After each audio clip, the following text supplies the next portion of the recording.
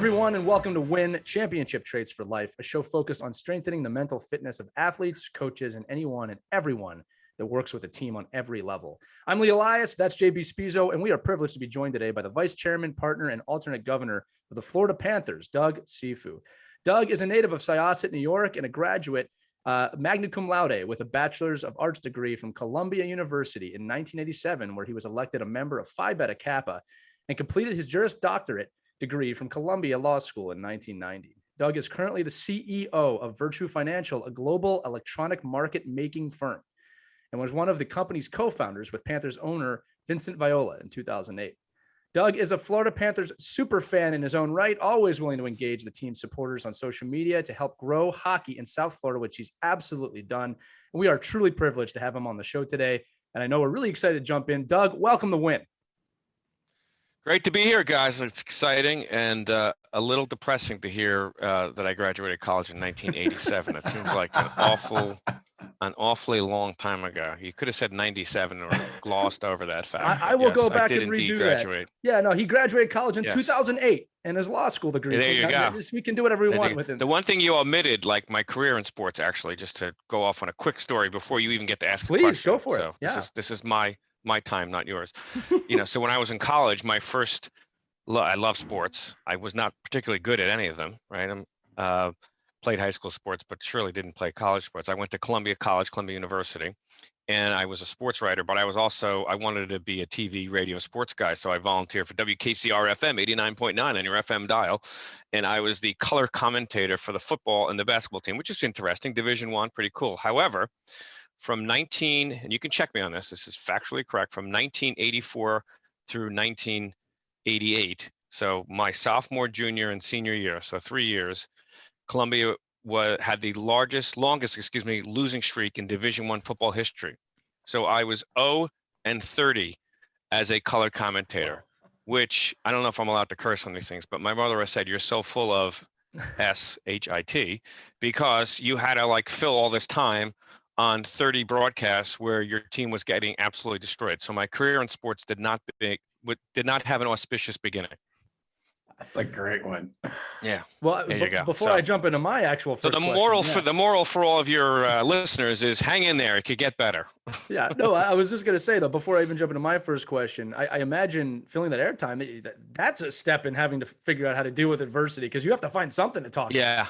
Right? Yeah, it was brutal. I mean, there was there were times where I was like, I used to have like a halftime report, and you usually go through the statistics, and I was like, man, this is terrible. So I created, you'll find this amusing. My listeners, I hope, enjoyed it. I created I call it the halftime grazing report. I would go through the food in the press box at each of the schools we were at and kind of grade it based on quality, quantity. That's how bad it got, guys. Right. So you got to try to keep it original and keep it going. No, that's creativity. And I'll tell you, we know that you've applied that creativity in sports, but also in business. We're going to get into all of that on the show today. And no, this absolutely is your time. So I have no problem with that. But this does go perfectly into the first question. You've been a sports enthusiast your entire life. Look, every one of us would, at least we think we would love to own a professional sports team. You actually did it. So can you talk us through the conversation that you had with your partner, Vinny Viola, and taking on a hockey franchise in South Florida? Yes, it was a combination of ego, stupidity, and I guess at the time boredom. Because who else would buy a sports team, a hockey team in a swamp in South Florida? JB's been there. I mean, the building is literally on the edge of the Everglades. It's an amazing building, beautiful building, but it is not exactly a location you would think of that would be a hotbed of hockey. And indeed, it was not when we bought it. So Vinny and I, as you said, I met him. Because I was his lawyer. I'm a lawyer by training. I practiced law for 18 years, and through the world of business in New York, I met him. He needed a lawyer, and when you kind of get into a foxhole with somebody as a lawyer on a personal level, you get really close, and we got very close. And we started this business, which I'm sure we'll talk about, Virtu Financial. Put that to the side, and he and I have a lot of personal interest that we share, one of them is professional sports. And so we were at a Ranger game one day. We used to be both Ranger fans. We were, he likes the Jets, I like the Giants, but otherwise Yankees, Rangers, Knicks, those were our teams. And so we were sitting there, we were always talking like, man, we could do this better. Wouldn't it be great? And I said, Vinny, I actually think hockey's a great sport because the economics of the sport are good. There's a hard salary cap, there's revenue sharing, blah, blah, blah. And obviously the entry point we wanted to buy a football team, but they were going for like $1 billion, whatever. Then the entry point for hockey would be a lot lower. And as fate would have it, literally like 5-6 weeks later, when I said to him, well, you should go meet Gary Bettman. He's the commissioner, and obviously he'll know when teams are available because they don't get listed on Craigslist, right? You kind of have to be in the loop. And I had a house in South Florida for a long time. I had been to Panther games as a fan. I took my son there. My son Daniel liked going to professional sports games, so I would drive down from Palm Beach County to go to the games. I always thought the arena was amazing. Wasn't always full, but it was kind of a good experience. And then as fate would have it, like 6 weeks later, the prior owner decided to sell the team, and Vinny had called Bettman, and there it is. So I believe in fate, and it hasn't always been. So that was 2013, and here we are eight long years later, and a lot of dollars later. And we've done some really dumb things. We've done some really good things. All in all, it's been a wonderful experience. And as you said, I have really enjoyed the interaction with fans because I'm a regular guy, right? I'm a schlubby guy from Syosset, Long Island, right? I used to go to Islander games and Ranger games. And so like the mystique of owning something was always like this big deal to me. So like if I can make, one person or one fan's experience better because I respond to them on Twitter, I give them tickets, I talk about hot dogs, all this other nonsense that I do, then like what other purpose is there for owning a sports team, right? Ego? I mean, it's kind of not virtuous to like say, oh, I'm wonderful because I own a team. Like let's make it fun and more enjoyable for everybody. Yeah, look, we'll get into this in the show too. It is amazing what ego can do to ruin relationships, ruin situations, business, sports, just your marriage, and anything like that. When you can shut that ego off, it's that old, it's amazing what you can do when no one cares who gets the credit type statement. But one thing I want to ask, especially for our listeners, I've had limited studies, but I have studied sports ownership, CBAs, all the fun, law stuff that people don't really care about, but talk about a lot. One of the things I don't think, and I want to hear it from you, that people understand about sports ownership is I think people just think it's like they own it, they're on a throne. It's like, there's balance sheets. These teams don't make as much money as you think they do, if they make money at all. Like one of the hot topics right now is obviously the NHL announced that they're going to allow advertisements on jerseys, and people are losing their minds. And I've been saying, and we don't have to get deep into this, but like, do you understand how much money the league has lost over the last 2 years? And again, that might not be something a normal fan needs to worry about, but could you just talk about from the owner's chair, some of the challenges that you have that maybe the general fan base doesn't understand and might empathize with, maybe? I don't think there's gonna be a lot of empathy, right? Because everybody that's involved in ownership in professional sports is successful or has resources from something else, right? I mean, you don't just stumble in and spend hundreds of millions of dollars buying a franchise. You've obviously done something else in your life, or you inherited a lot of money, which I did not, and Vinny did not, right? So we've made our bones in our other business. In hockey in particular, and my background as a lawyer, in my prior life, I actually represented Major League Baseball, right, and their league-wide financing. So I had a lot of background in understanding, and I had done work with Major League Soccer, which has a very unique ownership structure. It's a single entity ownership structure, right? So I had studied and understood the legal structuring and the collectivization, I guess, of sport, right, and the economics of sports. So and I give Bettman and the guys at the league way before we were involved a lot of credit, right? Because really the way it's structured, right, all the franchises are individual, and there's this collective thing called a league. And in hockey, the collective bargaining agreement, there's a real revenue sharing between the players and the league, right? It's 50-50, right? So the salary cap is a hard cap. You can't spend more than, I think it's $81.3 million.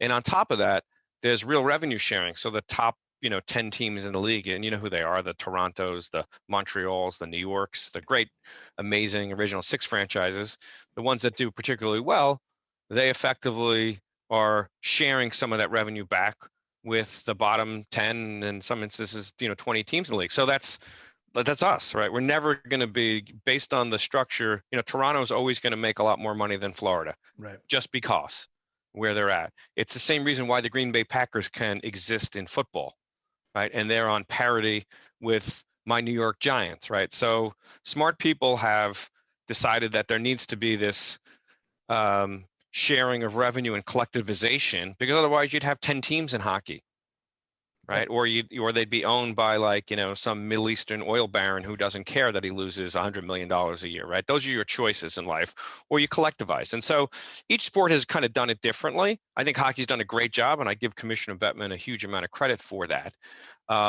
But we lose money. We lose a meaningful amount of money. And in the pandemic, we lost an ungodly amount of money, right? Because we paid our players. We didn't fire a single employee because Vinny and I decided that was the right thing to do. So we kept everybody on. We had games. We were one of the franchises that was fortunate to have like 25% capacity. So we had like 4,000 fans in the building as opposed to like 15, 20,000 fans, right? So it cost us a huge amount of money. I'm not here to like claim poverty. I'm very successful in what we do, and we subsidize all that. And hopefully it inures to the benefit and the value of the franchise. And at some point, in the future, when we or our children or whoever it is, sells the franchise, hopefully we get a lot of that or more of that money back than not. But sports as an investment, it's a tricky thing. I mean, you got to be really willing to write meaningful checks. And my partner, he owns more than I do, so he writes, much more meaningful checks than I do. And that's a hard thing to do. I mean, a lot of people can talk about being entrepreneurs and this and that, but when you're sitting there and you make money and then you got to go wire it and send it in, man, that is tough. It's tough. When I was a lawyer, money only went one way. When I became an entrepreneur, money started going the other way. And that's not the easiest thing in the world. I've gotten very comfortable with it, and I do it, and I'm blessed. But there's a lot of pain and suffering and investment, not just financial, that goes into owning one of these things. Wow, amazing, Doug. Thank you for coming. And Doug's. Spizo, you look great, by the way. Look at you, huh? Yeah, trying to work. You look great. Got the hair going. I mean, it's not really regulation armor anymore, but it's all right. No, yeah, exactly. Yeah. Let it grow a little. High bit. And tight, right? It's supposed to be high and tight, right? Exactly, right. A little softer here, It's high, but it's not tight. Yeah. We'll let it go. Makes me a little more presentable, I think. Yeah, you look great. Yeah. Thanks, Doug. No, it's great having you. Lee, I just want to tell you a quick story. When Doug, when I was actually working for the Panthers, Doug would have an interaction with a fan on Twitter or something. Then he would send me a text and he would be like, "Hey, meet this guy, give him 2 tickets in my box." Right. Afterwards, not my box. I sit in the stands. Remember, I don't have. That's right. No, you had 4 I don't club do the seats. box thing. I hate the box thing. That's right. You did 4 club seats. He was like, give him my club seats. He was like, take him to meet Roberto Luongo afterwards. So all these things that other people could not do with ownership, Doug did. And so when you talk about that, regular guy, working guy, earned it the hard way. Definitely him and Vinny did that. Doug, I know culture is such a huge thing for you. The necessity, it's healthy, it's positive, honest. I witnessed it firsthand with both the Panthers and with your company, Virtu Financial, especially when you brought the other company together. I saw great things you did, team building. Right. Just tell us about the priority of a healthy culture and getting people to buy into change. Yeah, I mean, Lee said it earlier, and it's the hardest thing to do in business or in sport and anything you do. It's all about, and Vinny always preached this, to subjugate your ego to the greater collective. That sounds like a fancy thing to say, but it's like, don't speak in the first person, right? And I run a trading firm, right? There's nothing more, if you equate sport to business, like the traders would be, the 40 goal scorer, right? Because they're the guys that are sitting there like, on the phone, and now they're on computers, but they're the guys making the money, and I'm going to make $20 million, and I'm going to do this, and I'm going to do that, and I'm going to, order guacamole for the whole desk and all that kind of macho trading Wall Street thing you think about. That's ego, right? It's about me. I made this and I'm entitled to that. When we started Virtu, and I give Vinny all the credit in the world for this. It was, Spizo, this because Vinny's West Point and, Airborne Ranger, and he was all about preaching about the small unit and how a small unit, when it is totally telepathic and everyone knows what to do, right? And you speak in we as opposed to I, then that small unit can accomplish a lot, right? Whether it's a platoon or a company, or in this case, an actual company, not a company of soldiers, right? A small firm that actually acts collectively can do incredibly well. And that all starts with subjugating your ego and leaving it at the door. When we started Virtu, I interviewed everybody. The firm's got a little bigger. I still try to interview everybody. And what am I looking for, right? I'm not the quant. I'm not a math guy and this and that. it's called the asshole factor. That's what I always said. If I don't like you and I don't think that you're going to fit in, and you say I as opposed to we more than I don't care if you have 160 IQ points and you're, and you're a statistical whiz and you'd be great for Virtu, you're going to ruin the culture of this place and it's not going to work. And every time I've kind of said, maybe this person's okay, and I kind of let him in the door, it's been a disaster and I end up having to fire him, right? So there's nothing more important to the beginning of the culture than checking the ego at the door and everybody understanding what their roles and responsibilities are. And then it's all about communication and trust, right? Because once you start communicating, you leave the ego at the door, people start communicating, they get comfortable with each other, they trust each other, right? Again, to use and I don't want to demean the military, particularly given what's going on in Afghanistan, but when you're in a foxhole, you got to trust the guy to your right and to your left, and all that kind of stuff. And it's no different in business and in sport, right? So if you are telepathic, which means you don't have to actually be verbal and you kind of understand what everybody's doing, that's what makes the trading firm work exceptionally well, which is what makes the hockey team or the sport team work exceptionally well. And when people are worried about their own statistics, right? Like if they're worried what their batting average is or what their ERA is, or like whether or not they're getting power play time, or they're asked to kill penalties and take pucks in the face, right? That's a huge difference. You need people that are more focused on team wins and losses than they are on their own personal, aggrandizement, excuse me. Are they making more money? Are they getting more shots? Are they doing this, right? It's, business and sport, there's a lot of analogies there. And that's been the most important thing. As you said, JB, we bought a much bigger firm in 2017. We were a 140 person organization. We bought a 1,200 employee organization that I knew we could fix and we could virtuize. And it was painful to do that. And JB was an important part of bringing those cultures together. And there were a lot of talented people there, but a lot of them weren't Virtu people. So we just said, you know what? I'm sorry, this is not for you. And we virtualized the person. It was painful to do that. It's hard to take a unit that, doesn't have the same ethos and make it into a unit that does. All right, I'll shut up. I'm talking to myself. No, Doug. I just wanted to follow up with that, because one of the things that, you even told me in my role, even with the Panthers, changed from one to the other, and you were just like, be a superstar in the role asked of you. Exactly. And I took that on. I was like, exactly. Can I tell you a story? I'll tell you a story why Virtu is the way it is. Okay, so in 2008 we started Virtu. Lee, you'll like this story, okay? And I knew Vinny pretty well, but I was his lawyer, right? So we started Virtu. It's like a month or two in, we moved to our new office. Long story short, we actually bought a bunch of used furniture in Chicago because Vinny wanted hey, let's, we got to show we could afford new furniture, but let's show these guys this is how we run it. So we basically started like a fireman brigade. Everyone were passing chairs up, and we had to because the furniture had to be moved, it all had to be unscrewed and the chairs had to be put together. So I got a bunch of PhDs, me and Vinny, and we have all this furniture that needs to be put together. I think we had two tool kits. And I look over and there's Vinny. Okay, we had been in suits because he had taken his pants off. There was all men, so he's in his boxers. He's in a t-shirt under his dress shirt. He took off and he's like, "Give me the ratchet." And I'm thinking, and he's in his dress shoes. And I look over and I said, "Here's a guy who's he's a billionaire, right?" And we started this company, and this crazy SOB is putting chairs together. And he could have paid 100 people to put that, and any other entrepreneur, CEO, rich guy would have done that. And I said to myself, all right, I've either made the worst decision of my life and I should go back to the law firm, or I've made the best decision of my life, because this is such a unique place. And what did I do? I started putting things together, and I could, one of our other guys installed the dishwasher, right? We were a startup with $100 million of seed capital, and this is what we're doing, right? That's the difference. And you said it exactly, nothing is beneath anybody in this organization. Everybody should do everything. And that's the key to a sports team, right? When you got a guy who's a superstar and he's the shortstop, right? And he doesn't want to go shag balls in the outfield or warm up the right fielder, that person shouldn't be on your team. I don't care how good he is. I'll if I may share stories, Doug, real quick too.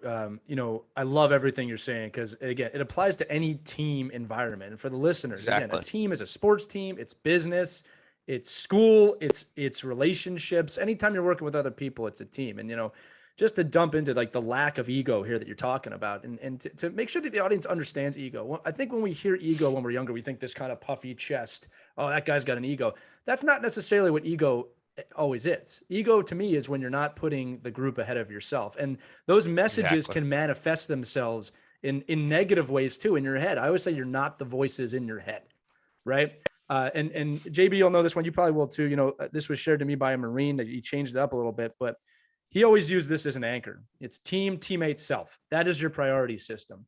So if you feel like you're off a little bit, ask yourself, are you putting the team first? And then are you putting your teammates beneath that? And then yourself third? If you operate in that order and that priority system, you'll probably make a good decision. And I was so thankful that he taught that to me. I was in college at the time. But I apply that to business and everything, especially, you know, when I'm making big decisions with my business. It's okay. How am I prioritizing how this is? Is this to make myself feel good, or is this for the team? Again, these are nowhere near the decisions that you probably have to make, but it goes through, like you said. Another quick one, real quick. I remember I was working with a football team in inner city Philadelphia, and I walked into the locker room, and it was disgusting. There were rats on the floor. I remember that there were trophies in the bathroom, and I told the head coach, I said, "This is great. This is perfect." And he goes, "What do you mean?" I said, "This is rock bottom, and there's only one direction." Right. And what I did was, because the players on this team, this is a football team that's 100 years old. That's how old this football team is. And the players know that. I marched them in the locker room. We're all cleaning it up. All of us. We're all going to build the stalls. We're all going to lay the carpet. And the team, I love that. They created their home. Right. And it I love that. Changed the mentality, everything. So I'm equating that to the story you just said about the chairs. Right. I could have just made that. I got down too. I helped out. Right. We're going to put this there. So for athletes and coaches listening, never put yourself above the team. Right. And that's a total lead by example moment. Sorry. Go ahead, JB. I wanted to share that story because it's a great point. And I see it a lot in youth sports. My son, who JB knows, just finished his senior year in baseball. He had literally a season of a lifetime. The kid was 8-0, 0.6. I'm his dad, so I'm going to brag. Right? The kid was an amazing high school pitcher. And, you know, I must have done something right in my life, because I used to tell him, I'd send him his stats. I'd text him. I'd be like, he's like, I don't care about stats. All I want to do is win states. And they won the state sectional. He pitched. The kid was amazing, but he didn't give a crap. And I see it a lot, though, in sports, like these high school athletes, and all your listeners that are listening, you know, they spend time on individual stats, and my exit velo is this. And I understand they want to get recruited. But if I was a college coach, I would not only would I talk to your high school coach, I'd actually go watch how the kid interacts with his teammates. Mm-hmm. Like, that's much more important to me. You know, like, my son isn't going to play in college because, you know, he didn't want to, right? But he said, like, Dad, I want to play in high school. And he was the star of the team, but he didn't care about that. He wanted to win. And like, that's the most important thing. That's the most important thing. And he was really popular. And what you said was, I loved our high school coach, because Danny would start a game, he'd win, he'd have a complete game. And then he would have to take the rake and fix the mound and then put the tarp over the mound. The stars did it, not the freshmen, right? Like, the freshmen helped, but like, Danny was in charge of the mound because he was the pitcher and he had to take care of the mound. That's the most important thing. And that's what we do at Virtu. Like, you know, I go into the kitchen and it's a mess. I'm pissed. I don't call I fix it myself, right? You got to be willing to, like, you know, get your hands dirty. No, I think that's so important, Doug. You know, you talked about it. Everybody wants to win. You know, when ask players or people in business, do you want to win? Of course they want to win. They want to win and make money. But I think that big part you used to talk about is like loving that battle, loving that grind every single day. Every single day you got to come in, you got to put the work in, you got to go after it. And I think that's so important. And, you know, I love your son, Danny. He's such a great performer. Like, did you, this was a historic baseball season of his. Yeah. Did you see that coming? No, you know, because he was always small, so he didn't make the varsity. He was on the freshman team and he was on the JV team as a sophomore, right? Because he was like 5'2". He's only like, he's 5'7" now, but he wasn't, you know, physically large enough to play varsity. And then because of COVID, they had like a summer tournament. But apropos to what we talked about, I'm not trying to denigrate club sports, but he never wanted to do the club ball scene. He just said, you know what, I want to play for he called it daddy baseball team. Right. I really want to play with the kids that I grew up with. And I love that. I love doing that. So he never, you know, did any of that. And so I said to the coach, I said, you know, will Danley make the team this year? He goes, make the team. He's my number one starter. I said, really? He said, yeah, the kid's amazing. I said, okay. So the coach believed him. I believe him good because he's my kid. I loved him. But like, you know, he's 5'7", 150, and I rounded up in both cases, you know, and he can maybe throw an 82, 83 mile an hour fastball, but to go undefeated and have and he made the Jersey State All-Star team and all these accolades, which frankly he didn't even care about. He was happy that the team had the success. They won the county championships for the first time since 1984, right? Like that's something that he'll always have, and that experience, will always be with him and his teammates. So did I see it coming? No, I really honestly didn't. I'd be lying to you. I said, okay, if the kid is 500 and the team is 500, that would be a huge win because, they hadn't played in a while and they lost a lot of kids last year that were, Division I athletes. There wasn't a single kid on this team that I think will play Division I. Some will play D3, but not a single one of them will play Division I. And they won the state sectional and they won the counties for the first time. So that's a perfect example of the team coming together. And you see it in professional sports, JB. We've had really good Panther teams and we've had really poor Panther teams. And the quality of the players in the team hasn't been that dramatically different. It's really just been the makeup of the team. And like the team we had last year, I loved because, it felt like they came together and you had a coach who was a no BS kind of coach. And you had like our star player, Sasha Barkov, is one of the most selfless guys you could imagine, right? And he plays the game the right way. He's a 200-foot player. Nobody back checks better than Barkov. He's the best penalty killer on the team, right? Or one of the best penalty killers on the team. And I'm sure he'd be happy to play it. Now he can't play 60 minutes, unfortunately, right? So he doesn't play every shift.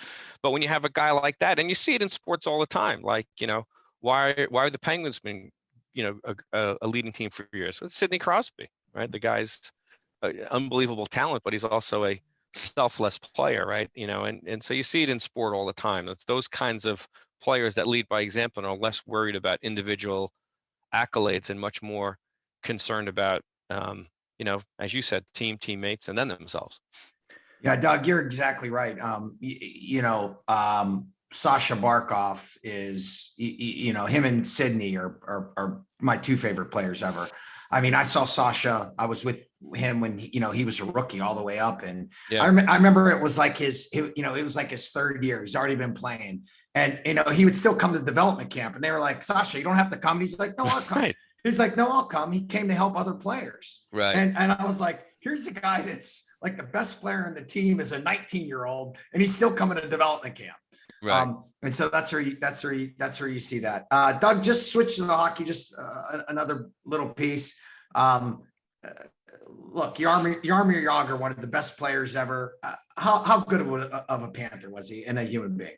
Yeah, it's just amazing. I mean, there's a guy that like, I don't want to call him like a freak of nature, right? Because that sounds negative. He totally is. He really is. I mean, but it also comes from hard work. I mean, JB saw this more than I did, but on the occasions that I would kind of go down after a game, after the game, I'd see Jagr and he had like, his stick taped to like one of those like weight machines, and he'd be going like this, doing these like, and I would say, Yogs, what are you doing? He goes, well, this is how I keep people from, knocking me off a puck. He had the, the strongest lower torso you couldn't imagine. I mean, the guy has legs like tree trunks, and that's not, I mean, sure, some of it's genetic, but he works at it, right? So the guy just works at it, and he's a guy that just loves his craft, right? It's no different. I love what I do in business. I'm obviously not athletically gifted, but you got to work at what you do every day. And that's the most important thing for the folks that might be listening to this. It's like, it doesn't come naturally to, he's blessed, but nobody works harder than that guy, right? The fact that he's 50 years old and still playing in the Czech Republic, it's not an accident. Yeah. Right. And so like having somebody in the organization, JB, just to finish up, that has that kind of ethic, that after a game, the guy's been in the league 20 odd years, like he's a first ballot Hall of Famer, one of the best players of all time. And he's in his, underwear, lifting weights after a game, and running sprints with like a parachute attached to him and going out on the ice and skating again. Right. That should and does rub off on the younger players. And so having someone in the organization that's like that leads by example is really important.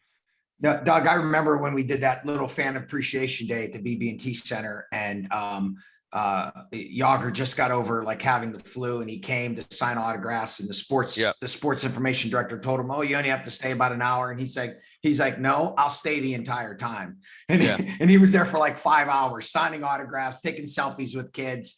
And I think that showed the younger players, or just be like, oh, how long I got to be here? Well, Yogs is still here. You need to be here. So look, success is not an accident, right? Like it happens for a reason, and that's all about leadership. And so, if, the message for young folks is exactly that: work hard.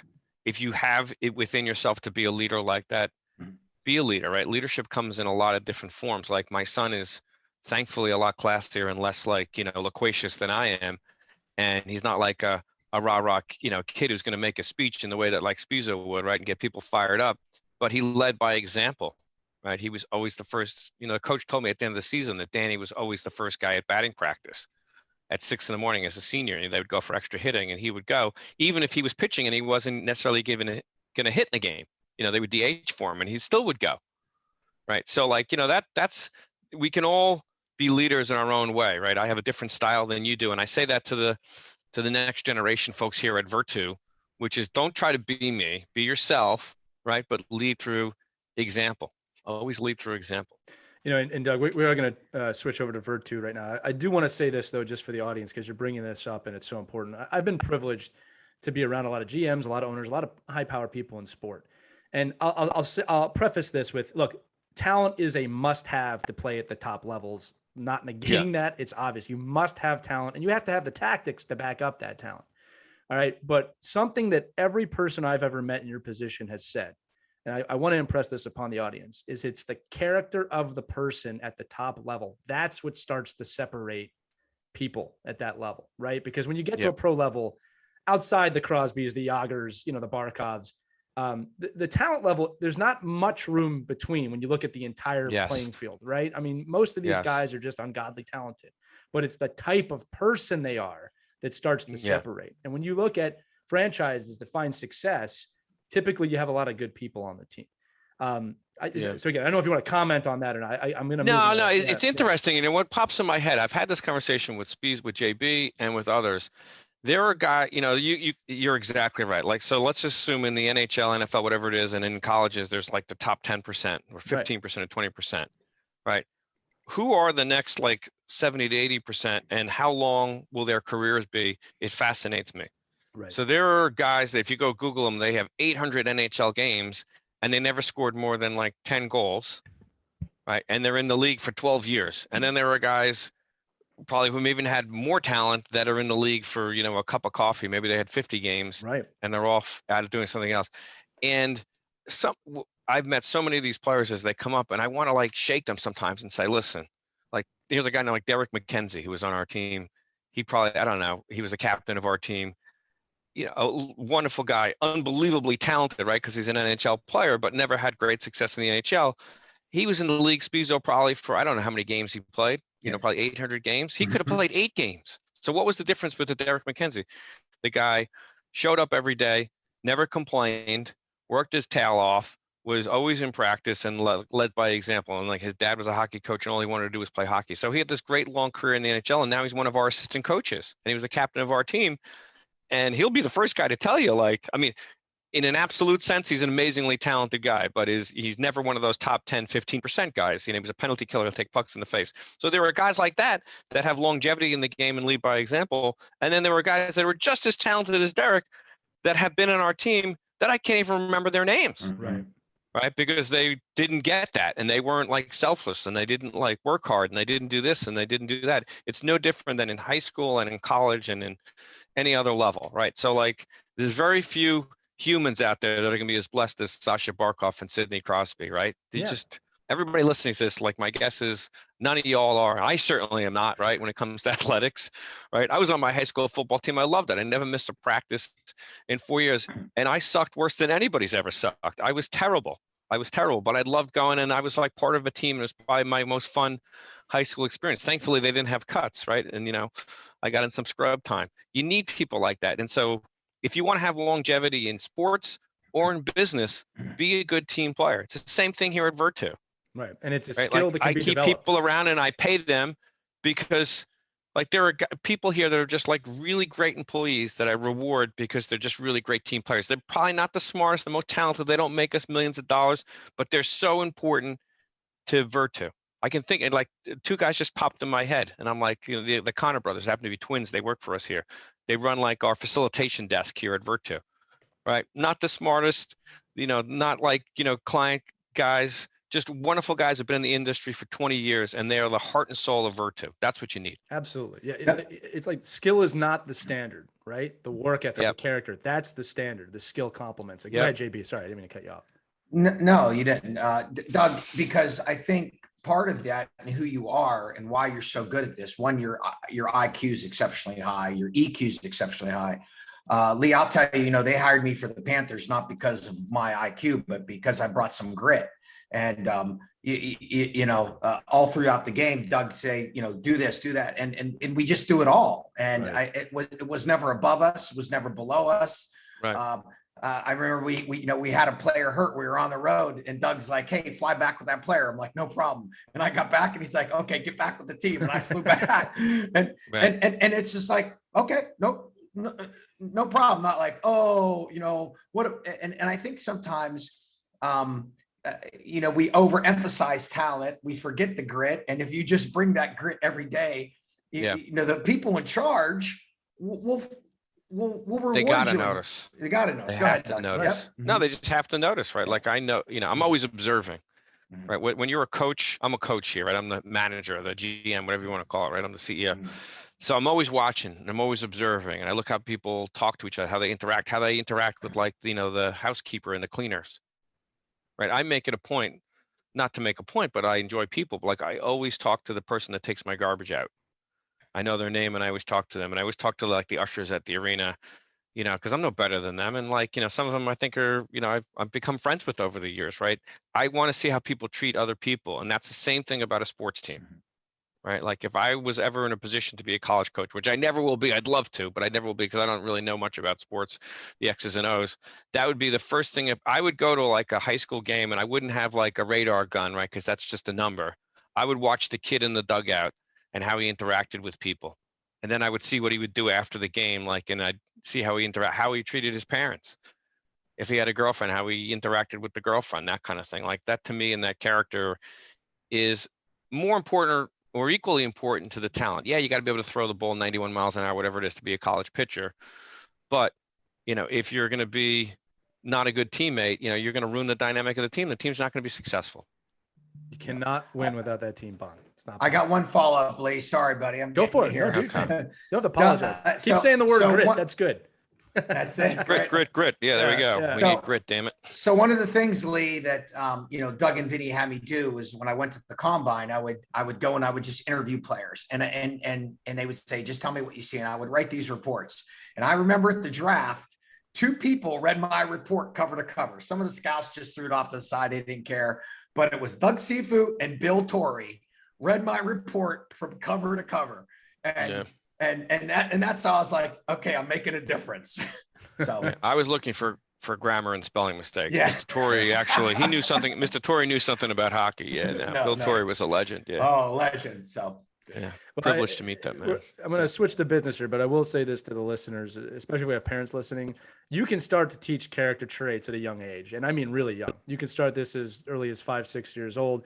But if you're a high school collegiate athlete and you feel like this is something you're lacking, there's ways to teach yourself. There's ways to learn. Coaches definitely teach your players this because it's something that's going to lead to success. Now, Doug, we have been talking about alluding to it. You're the leader of one of the most successful financial firms in the world. You do it with a smile, integrity, and passion, right? People can look at you now and say, wow, right? But like most things, right. I'm going to take this almost like an athletic post-game interview. I don't want to know about the goal. We know you've reached the goal. I want to know about the story, the adversity, and everything you've faced to get to where you are now, because that journey is where the education happens, right? So tell us a little bit about that climb up to being where you're at today. Sure. And it's like a bit of a fog right now, right? Because it's been now 13 years since we started Virtu, almost 14 years, right? And it like seems like yesterday. We said in the intro, you graduated college in 1998 or whatever, 2008, right? Yeah, so exactly, right. Yeah, there you go. So I was a lawyer for 18 years, didn't know anything about the financial markets. Vinny Viola was my client, and he said to me, let's start, and he described what Virtu was. And I said, okay, the timing was propitious. I was 42. I'd been doing the same thing for a long time, being a corporate lawyer. And I didn't have a clue like how difficult it was going to be, what the hell it was going to be about. That was actually probably a benefit, right? I naively said, okay, well, this guy has been successful. I've been successful in what I do. 1 + 1 is going to equal 3. But boy, I didn't understand what it meant to start a business, right? It wasn't like two poor guys in a garage. We were in the Waldorf Astoria, right? So I'm not claiming, I'm Steve Jobs or anything like that. But it was like, when it's just the two of you and like, and you're interviewing people and you're trying to like, do this and do that. And I'm learning a new business at the same time. It was overwhelming. It was really overwhelming. And I guess if there is a skill that I have, and JB, you're nice for saying I have a high IQ and an EQ and all that kind of stuff, which I guess, I'm okay. But I have a grit, to use your word, a determination. It pisses me off to all hell if I don't understand something, right? So I was a lawyer. I was a really good corporate lawyer, but there are a lot of other like parts to being a lawyer, like tax and this and that. And I never relied on one of my colleagues or just said, oh, I don't know that, right? So it's the same thing in business. When we started Virtu, I didn't know anything about the financial markets, not a clue. Didn't know a bid or an offer. I didn't know equities from fixed income, from options, from currencies. And I just learned it. And so I worked my ass off, frankly, to understand things and read everything I could. And I'm a good listener and I would synthesize things. And so that is the grit that I brought to business, right? I can't do a burpee. I can't do a box jump. I could, it would be very painful, right? But I could learn and understand everything. So that's what I did. So I worked my ass off and it was tough. And we started the firm in 2008. And as I said before, I was personally putting in millions of dollars, right? That's, you got to grab your, what's, right? Because money's flowing out the other way and you're like, dang it, we're losing money. And every 2 weeks, I'm writing the checks to make payroll for the people we hired from my checking account, right? That's a tough thing to do. But that's a really important lesson. When you are on the playing field and you're actually cleaning up the balls or you're writing the checks, you watch every damn penny, right? So I know everything about this firm today because in 2008, it was my money. So I still treat every penny here. We're a big public company now, but I still treat every penny like it's 100% my own, right? And I try to know where it's all going. And so we started in 2008. We start trading in 2009. We spent all this time, money. We have these employees. We're in this office in New York. We put the furniture together. We start trading. And I'm like, all right, here comes the big reward. We turn the computers on. And the first day, I'll never forget this, we made $24,000. And I said to myself, I used the bad word. This is going to be a long haul. I was assuming we were going to make hundreds of thousands of dollars. And Vinny, I remember he came to me, he said, put his arm around me. He said, don't worry. The first day we make $100,000, you'll feel better. And then it'll be 200. And then pretty soon, the first day you make $1 million, you'll forget what this felt like because that's how these things work. And it's going to work out, kid. Don't worry about it. And he was right.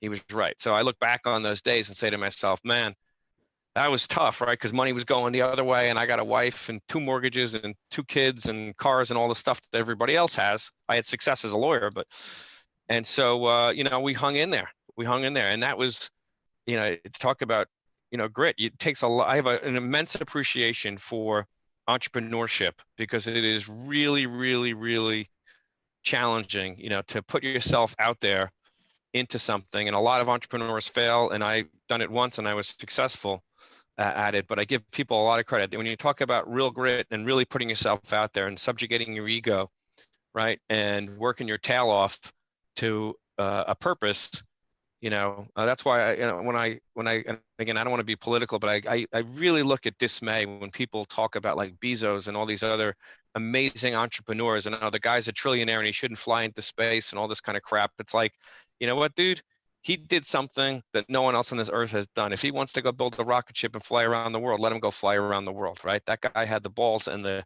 temerity and the grit and the determination to build something that no one else has built. We should be, building the guy a monument, not trying to tear down his success, right? Like to me, that is the ultimate kind of grit in business. All right, totally I'll get off my soapbox.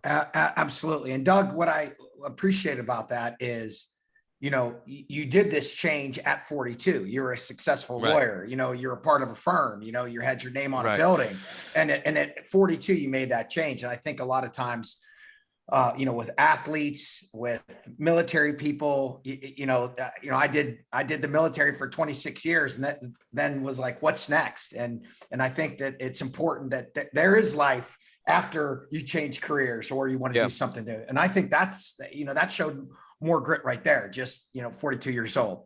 Well, I don't know about that. Like I said, Vinny was a successful guy and he knew what he was doing. So I had a partner But it is an important lesson, right? Like, every kid that's an athlete right now, at some point, your high school, college, or, professional career is going to end, and you're going to have to morph into something else. And that's hard. It's really hard. I mean, Spizo, I give you a lot of credit, right? Because you were humping it with a rucksack when you were 18, and you did it for 25, 26 years. And now, you're doing something completely different that's out of your comfort zone. And you're right. It was a hard thing for me to get out of my comfort zone. I gave up tenure effectively. I was a partner at a big law firm, right? But it's, it happens to everybody. And the lessons of being successful in whatever it is you're doing in sports do transcend into business. But it takes a lot. I mean, that's why, again, I have such respect for these, folks that are entrepreneurs, because it is so hard to put yourself out there and to deal with all the constant. I mean, it sucked for 2 years. I'm sitting there battling and, trying to hire people, trying to do this, not making any money, money's going the other way, blah, blah, blah. And for every 2 steps you take, you get punched in the face, and you got to take 3 back, and then you take 2 more and you get punched in the face again. People don't know who the hell you are, right? It's, it's not the easiest thing in the world to start up a business. And so that is, that's grit. It's what it is. I love it. Doug, one of the things you've always said, and, I really took it, personally as well too. And, when you, and just the impactfulness of this statement, you said, 3 things that get good people in trouble are money, affairs, and titles. Can you walk us through that statement for our audience and why the importance of those? Yeah, it's funny. Like titles goes back to, let's take the harder one. Like titles go back to what I talked about earlier. It's all ego, right? I'll give you a great Vinny story, right? So we're starting Virtu 2008, and like we tended to like kids that came right out of college or grad school, right? Because they didn't have any work experience. But anyhow, we looked at some experienced guys, and I did all the interviewing, as I said. So I meet a guy, and a pretty senior guy at one of the banks here in New York. I forgot his name, but an impressive guy. Probably could have helped Virtu, but he wanted to be president or something like that. I don't even know what the hell I was. Like, we had titles because we had a signed piece of paper. See, I didn't even know what the hell I was. I made Vinny this and that, and we would laugh about it. So I go to Vinny and I said, this guy's great, but he wants to be president. He said, why don't we do this? Let's create an office of president, and everyone will be president. And, he was being Vinny, right? But I was like, wow, there's an important lesson in that. Like, his point was like, it's all complete ego. And so you don't want this guy, Doug. And he was right. Like, we didn't hire the guy because he was more concerned about like what his title was going to be on his resume than the success of the organization. Right. So we have 962 employees as of this morning. Okay. We don't have an org chart. Not because I'm some like Silicon Valley guy that likes to do things a new way, because I just think it is a waste of time, a complete waste of time. I don't give a shit who reports to whom and about this, that, and the other thing. Everybody reports to me. I said, there's a box that says everybody, and then there's me. You all report to me. All right. Make it simple. Obviously, we have some structure now because we got bigger, but that's how Virtu was in the beginning. And everybody has their tasks, and everybody can do everything and all that kind of stuff. Right. And we didn't even call people traders. We called them technologists, traders, technologists. We kind of did that on purpose because we wanted people to feel like they could actualize their potential. And titles and structure minimize potential because it puts people in boxes. Right. It's the same thing with saying you're a shortstop. Right. All right. Well, maybe you should play right field a little bit. Maybe you can pitch. Maybe you should warm up the pitch. Maybe you should be a bullpen. That's what I always loved my son. In 9th grade, the freshman team, he wasn't going to play varsity. They didn't have a catcher. He said, I'll catch because I'm bored playing shortstop. At least I get, I'm in on every play. I would say he thought he was Pudge Rodriguez. He tried to throw behind the runner at first. He sucked at it, but he had a good arm. The equipment was bigger than him, but he had a great time doing it. And I was like, Danny, you're not really a catcher, And it actually hurt his progress, if you will, because he should have just, any other parent would have said, no, you can't do that. You should go. I didn't, what am I going to tell the kid what to do? So like, that's why titles are a real problem. Money is the same way, right? It's a sign of ego, if you will, right? Like, yeah, I make a lot of money, more than I deserve, right? I've done really, really well in my life. A lot of that's because of distributions and dividends we get, and I get paid. It's all public information. And I'm entitled to it because that's what it is. But when people start like fighting and worrying about money, right, and they start counting their pennies, then the organization falls apart. Like Vinny always said, I'm quoting Vinny, like money will happen naturally.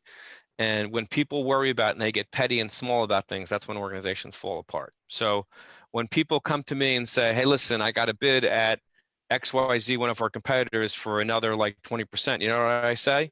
I say, you know what, you're going to love it there. You're going to love it there. You should go. That's a perfect place for you, right? Because if they didn't have the, clarity of purpose to come to me and say, listen, I made this, blah, blah, blah, like, have a conversation with me. But if you go get a bid, I'm not going to bid you back. Good. That's fine. You made your choice, right?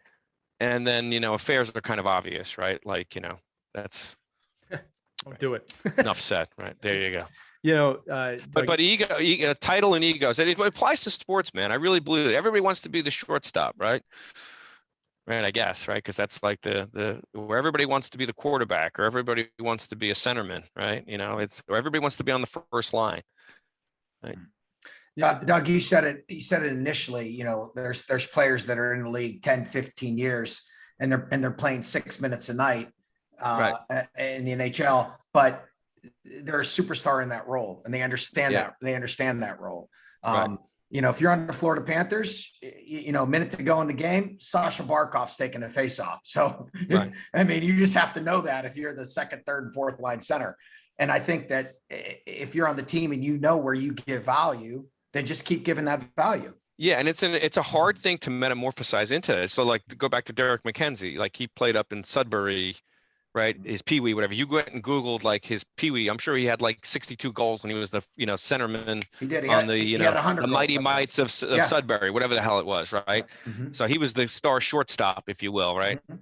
Of his Pee-wee team, and then he went to juniors, and he probably, I don't know what that, I guess he played in Sudbury as well, and he was a star. And then he got to the next level. Then he played in the NHL for a long time, AHL, excuse me, the minor leagues, and he was probably pretty good there. Then he got to the NHL, and he had to be a fourth line guy, right? So to make that transition from, the Pee-wee centerman that has 122 goals to a guy who's going to take pucks in the face on a power play and maybe score 8 goals on a breakaway on a penalty kill, boy, that is, talk about grit. That dude's got grit, right? That takes, it's easy for me to say I was never a superstar athletically, right? So I would have done anything for a team, right? I never, was the shortstop. And kind of the same thing in business, right? I really wasn't like, because, I was a superstar lawyer, but I wasn't like a businessman. So to start a business was easy for me. But take a guy that's a rock star and then has to metamorphosize into something else to be part of the team. That's a special human being, right? So to find those people and get them in an organization, boy, that's a skill. Doug, I'll tell you something here that you're bringing up that I think is a great point for everyone listening, right? And I've been writing a lot of notes from what you're saying. And one of the things that we're talking a lot about ego today, which is fine. That's kind of become the theme of the episode. But when it comes to titles, I always say roles over titles. Roles over titles, Love it. And I tell this to athletes. I tell this to people in business. When you're looking for a job or you're looking for a team, you as the player or the coach should be asking, well, what's my role going to be on this team? Not what, am I the first line center? Am I the shortstop? Am I the quarterback? No, what's my role on the team, right? I'll tell you this, sir, you affirm me because at my company, we don't have job titles. Nobody does, unless you need to have something to tell someone. We're just all part of the same team, but everyone knows their role, right? Including me. To fill each other's gaps. So I think that's important in sport too. Coaches, are you clearly explaining to your athletes what their roles are on the team? And athletes, do you clearly understand what your role is? You might not like your role, but do you understand your role? I think that's really, really important. The other thing you brought up, and again, I know we're getting short on time here, when it comes to ego, is, you brought up Jeff Bezos. We could talk about yourself. Why are we not celebrating success anymore? Or constantly in this country, right? Going to space is an amazing accomplishment. What you've done is amazing. Talk about ego, right? Because success leaves clues. I'm not the first person to say that, right? Wow. When I see someone in your situation, or Jeff Bezos, with Bezos, I always think about Amazon.com being spray painted on his wall when he started selling books. Right. So why, I guess I can ask that of you, like, why do you think we're not celebrating success? When someone does well, I feel good for him nowadays. They've done it the right way. It's kind of like the analog to ego, right? Which is like, people are covetous, right? And they don't understand the effort that is required to get to a position, right? It's a very difficult thing. I say this to people all the time when people talk about, oh, look how much, our biggest competitor is Citadel Securities. Ken Griffin is the founder of Citadel Securities. I've met him, I spoke with him. You know, he's obviously a competitor of mine. I will never say a bad word about him. I have incredible respect for him. I'm not jealous of the fact that he's, you know, makes $10 billion a year, whatever it is. You can Google around and find it. I don't covet his money. I don't, you know, wish him ill because of his success. It's actually the opposite. He should be, I'm humbled and honored that he would even like talk to me, right? And the guy is incredibly successful, right? Because it's a horrible human trait. People, you know, jealousy and covetousness, if that's the right way to pronounce it, it's a horrible human trait. It's like the analog to ego, right? If you're, you know, don't count other people's money. I've never done that. I've never done it. Vinny taught me that. Like, Vinny and I talk about that a lot. Don't count other people's money. And those are the kind of people that I don't want here. When people look like, oh, you know, Doug Cifu made this because it's all public information and there's gossip about it. Like, those are the kind of people, like, I don't give a right? I'm sorry, I cursed. I don't give a crap. You know, if you know how much money I make, all that kind of stuff, whatever. I'm not embarrassed by it. It is what it is. But at the end of the day, like, you want people that are happy for other people's success. Right. I'm really happy that Ken Griffin, my biggest competitor, is incredibly successful, and they made $7 billion last year in market making. The hedge fund did X and Y and Z. I think that's amazing. The man should be applauded. But there are people in this country, particularly today in this environment, that look at that and they want to demean the guy. It's like Robinhood Securities. They're a client, full disclosure. Okay, I'm sure you've heard of Robinhood. Vlad, who's their CEO, I know him. I did a podcast with him, and, you know, he's my client. So obviously I'm a little bit biased. We do business with them. People like want to demean the guy. This and that. He's an amazing, amazing American success story. He came here with his parents from Eastern Europe. He didn't have a pot to piss in. His parents didn't speak a word of English. And here it is 20 years later, right? And the guy's a billionaire, and he's transformed an entire industry. He's disrupted an entire industry. He's taken tens of billions of dollars out of the commission system, right? He created free trading in essence, right? In partnership with Virtu and Citadel and other firms, right? That guy should be exalted and applauded. Instead, in Washington, you have people that are trying to put this guy down, like he did something wrong, like he's a criminal, like somehow, you know, he's got an accent and he's kind of got, you know, he looks a little like a brainiac, which he is, and people, like, you know, want to disparage him. It's just wrong, man. That guy he is the living embodiment of the American dream. The guy's a hero. Excuse my language. He's an American hero for doing what he did, right? He had the chutzpah, it's a nice way of saying the balls, to actually go out and do this thing, and he did it. He did it, man. Don't be jealous of that. Right. Don't be covetous of that. Applaud that. You know, that's success. Absolutely. That's grit. That Absolutely. Guy's got more grit, and he put himself in the spotlight. I'm sorry, I will get it off my soapbox in a second. When all that crap happened with GameStop, he didn't like hire a PR firm and hide. He went on. He went on CNN and CNBC, and he got obliterated by that schmuck Chris Cuomo and some of these other people who didn't know what the hell they were talking about. Right. And he just took it. He just took it. You know, God bless him, man. And Cuomo was a schmuck. Yeah, well, you take any advice from him? Like, seriously, right? You know, you bring up this great point too, is that, you know, the GameStop stuff, that's where people are going to remember him from. And like I said, exactly, that's what you're focused on, and not the journey that he took. Right. Look, Doug, let me tell you something I've noticed about you. Amen, brother. Everybody that I've interviewed a lot of great people. I was talking to a Navy SEAL yesterday, and he exhibited this too. JB, you're the same way, right? Talk about a lack of ego. Your whole life and the stories you've described, right? Today, there's a moment that something clicks where you go, I want to do that. I don't want to lose, or I hate losing, right? Whatever you want to word that is. That's the difference. If you're an athlete out there, or you're an aspiring business person, because this would equate to you today too. The successful people, every one of them, the ones that I've met, have that something that clicks where they don't go, well, that guy got rich doing this, or that player's great because they don't go that way. They look for the clues that person's left. So we'll equate it to sports because of the nature of the show. If you're looking at a Sidney Crosby, or if you're a high school student looking at the best player in your league, and your brain goes, well, he or she is only good because, you're not thinking the right way. The question should be, what did he or she do to get to that point?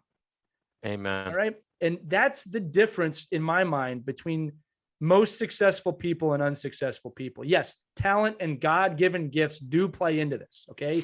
The genetics are a lottery. All right. Right. But grit, as you described it, Doug, you totally defined that word today, by the way. Grit, as you defined it. All right. That is the difference between making it and not making it. If you're going to sit around and complain, you're probably not going to succeed. And to be fair to everybody, it's the voices in your head that make you do that. You got to catch it. I'm guilty of it every once in a while. Definitely when I was younger, you might say it's like, oh, that guy only got there because of this. But I snap now and go, whoa, why did I say that? What did that person do? You're a great example. Bezos is a great example. Sidney Crosby is a great example. God-given talent. That guy works harder than anyone. I remember early in his career, every single offseason, I got to work on my backhand. I got to work on my face-offs. I got to work on my fitness. Jagr's another one. Everybody we talked about today exhibits this, right? So I just, first off, and it's tough. It's tough, man. I mean, the last thing I want to say is like, it's exactly what you said. There are days, I mean, we're under attack now because of this Robin Hood stuff. And in Washington, it's become political and blah, blah, blah. And I got so fed up that I went and actually tweeted my phone number to CNBC and said, hey, you guys, publicly, you can go look this up. I'm Dougie Large in Twitter. Yes, you are. And I said, you know what? You're all wrong. I'm happy to explain to you why you're wrong. Come see me. Right. I put myself out there because I said, you know what? I love a fight. I know that I'm right. I'm in the right here. I'm going to defend my company and what we do. And I'll do it publicly in front of everybody. Right. I got nothing to hide. Right. And I'm not patting myself on the back, but like, that's, my grit. Right. I can't do a pull-up. I've never been able to do a pull-up in my life. I'm not physically strong, all that kind of stuff. I try, I lift weights. It doesn't really work. I'll never be able to do a pull-up. I can never be Spizo. I couldn't even have thought for a second to get into West Point, but I have such respect for that. And regardless of how talented you are and what you do, the message is that's all your own internal choice, right? It's hard to put yourself out there. Is it fun for me to go on CNBC and have Andrew Ross Sorkin, who's like to the left of Karl Marx, assault me, and without a clue what the hell he's talking about in front of hundreds of thousands or millions of listeners around the world and try to make me look like an idiot? No, that's not fun. But you know what? F him. I'll take him on every day. Right? That's the way you got to think about everything that you do. I love it, though. I was going to ask you about mental fitness, but you just answered that question for us. So I don't have to do it. Mental fitness is a lot more important. Well, physical fitness is important. I'm working on that part of the game too. But mental fitness, you got to be tough, man. Got to get in the gym every day mentally. You have to. It's a muscle like anything else. And again, to the young athletes listening, anyone listening, you have to practice that daily. There is absolutely a stigma surrounding it, and there shouldn't be. Right? Mental fitness is just as important as physical fitness, possibly more important at sometimes. So, look, last question for me, and then JB, I'll let you have any follow-ups. Look, my producer Caitlin's going to jump on me if I want to ask this. You alluded to this earlier that you talk about hot dogs a lot. It's in your Twitter profile that you're a hot dog aficionado. Yeah. Could you just explain that to this audience? Because if it's important enough to be there, I just want to hear it from your mouth. Well, yeah. Well, it actually goes back to West Point, right? These great guys who I didn't even know, and I have no financial interest in the company whatsoever. The Quinn brothers, they were from Brooklyn. They were in love with the original Coney Island hot dog. There were three brothers. Unfortunately, sadly, the middle one of them passed in 9/11. And Joe, I think he's the youngest or the oldest, I can't remember. He's a West Pointer, right? He got to Vinny through through Matt Caldwell at the Panthers, and it's a veteran-owned company, and that means everything to me. And I was like, well, these guys are entrepreneurs. They're passionate about hot dogs. They want to bring, and Feltman's was the original Coney Island hot dog, and Nathan's, he was their employee, and that rat stole the concept of the hot dog, and he started his own business, and he ultimately put Feltman's out of business. So I won't touch a Nathan's because of that. So I love the story. It's a great American story. It's a great Brooklyn, New York story. I'm a New Yorker at heart. And obviously the West Point veteran thing meant a lot to me. And so I met the guys and I fell in love with them. I said, you know what? Everybody, like I have all these Twitter followers and people, talk about high frequency trading and market structure and hockey and all this bullshit, to be honest with you, and all these haters. I said, you know what? I'm going to only start tweeting about hot dogs because nobody can get angry at a hot dog. It's as American as you come. These guys are great veterans, and I'm going to make myself the Kardashian of grilled meat. I'm going to be an influencer for hot dogs because it's what I know. And if I can drive any sales to these guys because they're great Americans and help them with their business, then screw it. That's what I should do. So I'm going to use social media for once for some good. And so that's why I decided to become a hot dog influencer. I am the only hot dog influencer in the world. So yes, I'm a sports owner and a CEO, but that's probably my most important role. If you need So everybody listening to this, and they just came out with bacon, which is unbelievable, like that thick stuff too. Yeah. It's so good. So everybody get yourself some Feltmans. The mustard, I use it as salad dressing. That's how good it is. So I love it. Any more examples of a lack of ego here, Doug? You're proving it right now. JB, any closing I thoughts? love it. I love it. Doug, thank you so much. You know, you were in 26 years in the military and being led by, great officers, great leaders. You know, my most privileged moments were working for you and the Panthers. You saw something in me when somebody else didn't. And I'll take that to the grave with me. Thank you so much. You're such a leader for the organization. You're doing so well at Virtu with the Panthers, everything else. And God bless you and your family. And thank you for being on this show with us. My pleasure, Lee. Great to meet you. And Spizo, keep up the good work. You might want to trim the hair a little bit, but otherwise you're looking great. Yeah. Sounds not good. Military, but otherwise it's all right. Sounds good. That's all right. Now, thanks for being here, Doug, and sharing some of your All right, wisdom. guys. That's going to do it for this episode of Win Championship Trades for Life, which is powered by Pivotal Moments. Once again, you can learn more about the organization and our channel, Grit, at pivotalmoments.org for more inspirational, entertaining, and educational content. For Doug Cifu and JB Spizo, I'm Lee Elias. Thanks so much for joining us. Make sure to keep an eye out for more episodes of Win wherever podcasts can be heard. Thanks so much for listening. We'll see you next time. Have a great day, everybody.